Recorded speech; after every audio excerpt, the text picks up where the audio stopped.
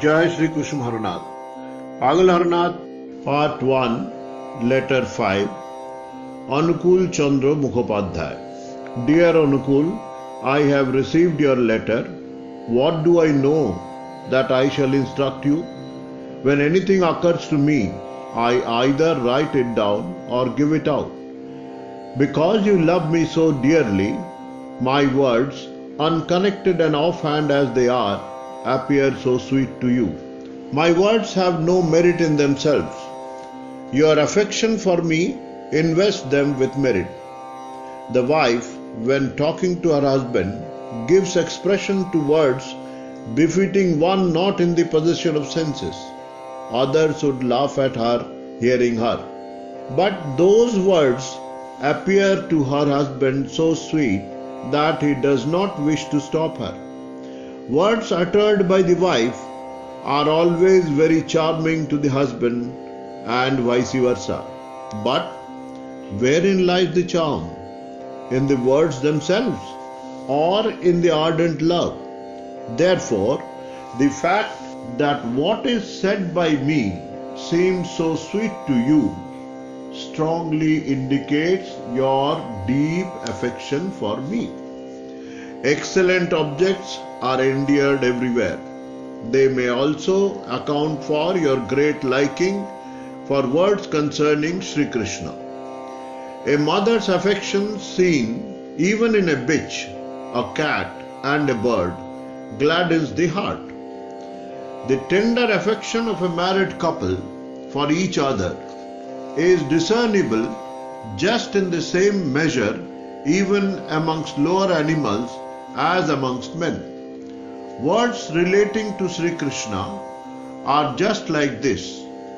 They are so very delicious and sacred that uttered even by the lips of an unmitigated sinner, they sound uncommonly sweet, illogical though they might be.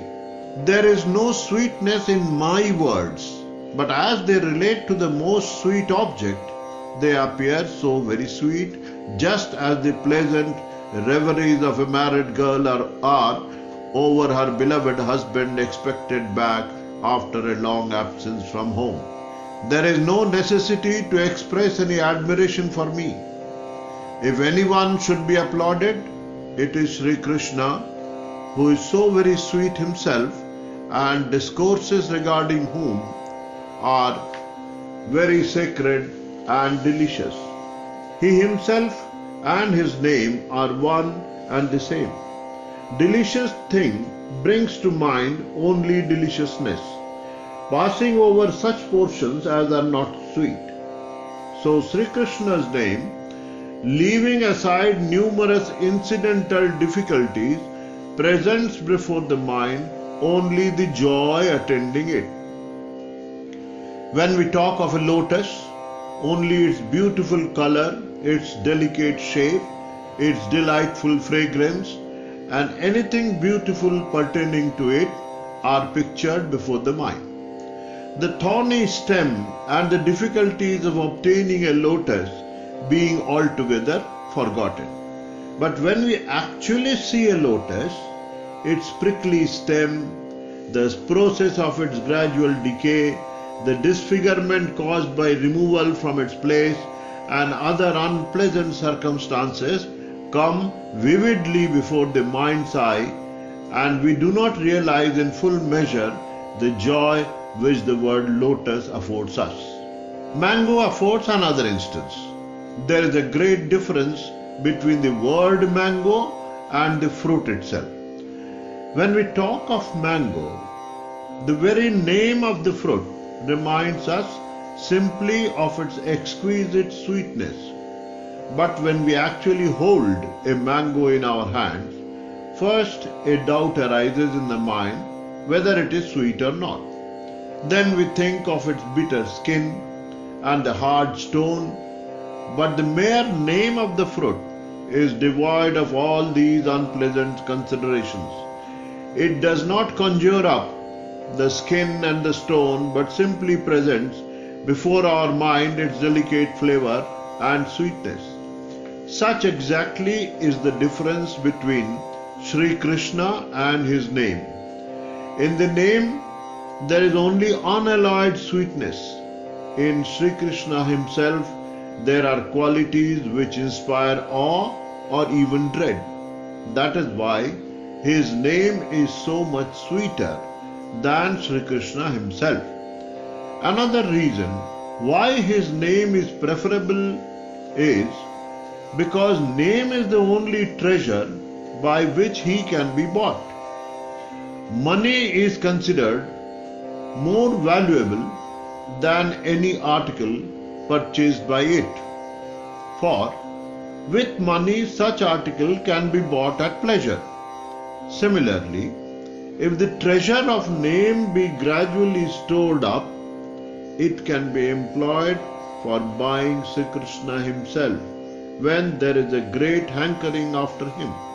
That is why name appears to me the best of and superior to all. To amass wealth, one has first to undergo much trouble and to live like a miser.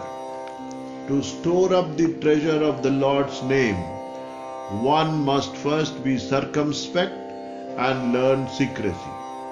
When a certain amount has been saved, the process of increasing it becomes less difficult, for interest accruing thereon augments the capital automatically. Similarly, when a sufficiently large fund of Sri Krishna's name has been laid by, the bounds of secrecy are overreached, and in spite of all possible precautions taken, the matter becomes an open secret. Hence, it is absolutely necessary to seek the help of secrecy and caution at the commencement, lest the slender capital is lost at the very start. This is why the Shastras enjoin repeatedly that the Lord's name should be taken in privacy and with great caution. Take care that your resolution stands unshaken and that you do not sacrifice eternal happiness for transitory pleasure. It is hoped that we shall meet again, but I do not know when that hope will be realized. His wishes will ever prevail. Do not be anxious about me. Remember me now and again. Yours, Haro. Jai Shri Kushum Haranath.